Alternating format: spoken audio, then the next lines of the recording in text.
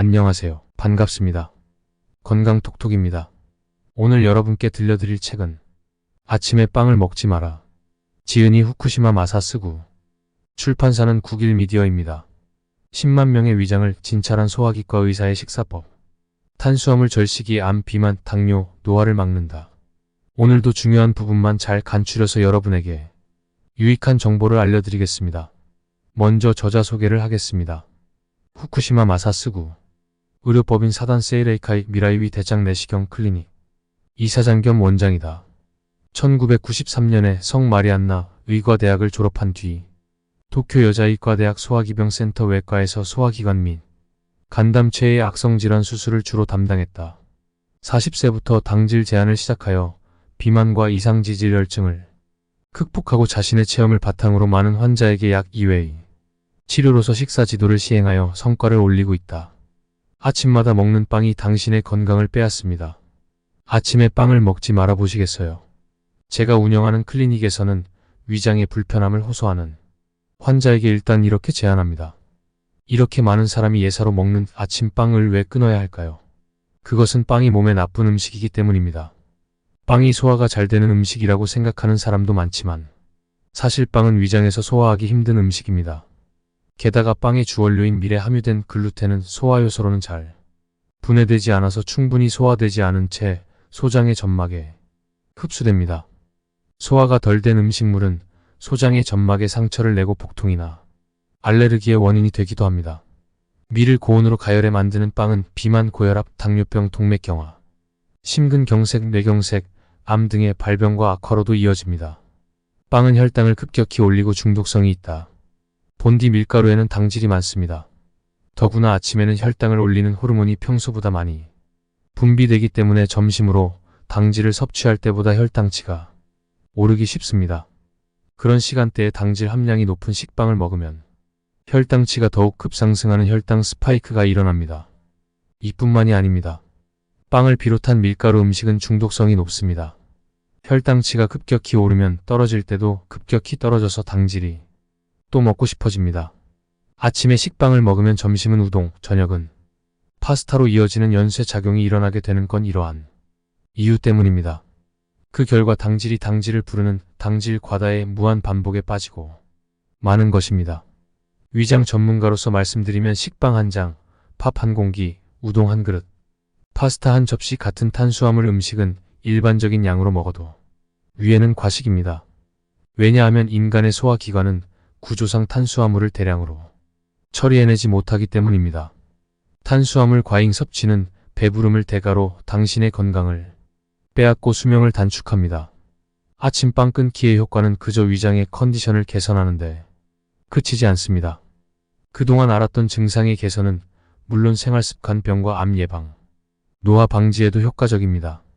건강 수명을 늘리고 더 나은 인생을 보내고 자기 주변 사람을 행복하게 하고 싶다면 식사부터 개혁해야 합니다. 식사 개혁은 건강을 손에 놓는 것뿐만이 아니라 자기도 모르게 잃어버린 시간을 되찾는 일로도 이어집니다.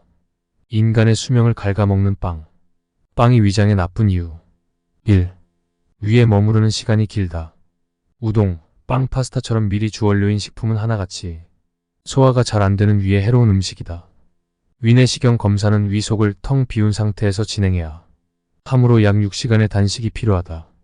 다만 이따금 나는 위 속에 음식물이 남아있는 상황에서 위내시경을 할 때가 있다. 그때 잔류물을 살펴보면 일반적으로 소화가 잘 안된다고 알려져 있는 고기는 거의 보이지 않는다.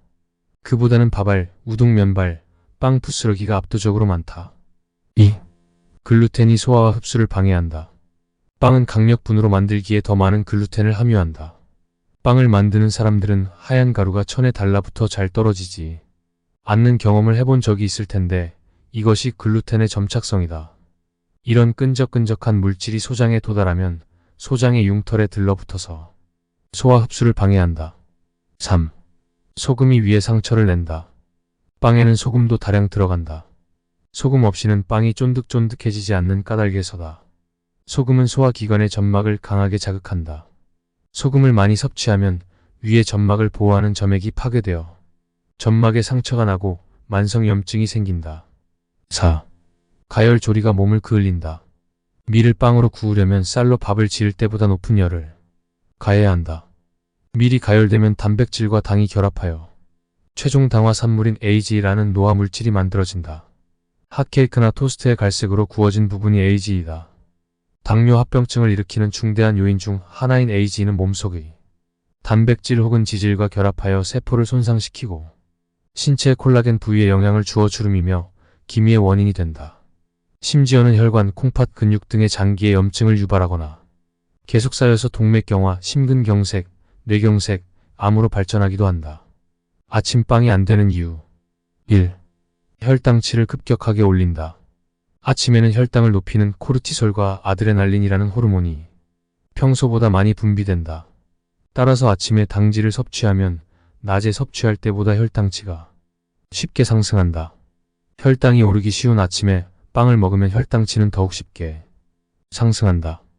특히 식후 12시간 동안 혈당치가 급격히 올랐다가 떨어지는 상태를 혈당 스파이크라고 부른다. 혈당치의 극심한 변동은 혈관에 손상을 입혀 동맥경화나 심근경색, 뇌졸중으로 이어질 수 있다. 혈당 상승을 예방하는 방법으로는 식이섬유가 풍부한 식사와 식후 운동이 추천된다. 2. 탄수화물의 무한 반복에 빠진다.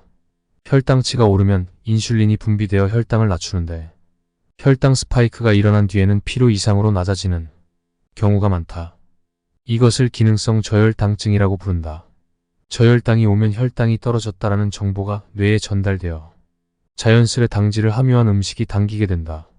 그렇다 보니 아침이 빵이면 점심은 우동, 저녁은 파스타를 먹게 되는 탄수화물의 연쇄작용이 일어날 가능성이 높다. 3. 자율신경의 균형이 무너진다.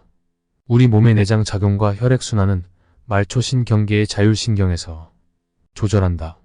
자율신경은 교감신경과 부교감신경으로 이루어져 있다. 몸이 활동할 때에는 교감신경이 우세해지고 휴식할 때에는 부교감신경이 우세해진다. 아침은 자율신경이 부교감신경에서 교감신경으로 전환되는 중요한 시간대이기에 자율신경을 어지럽히는 행위는 삼가야 한다.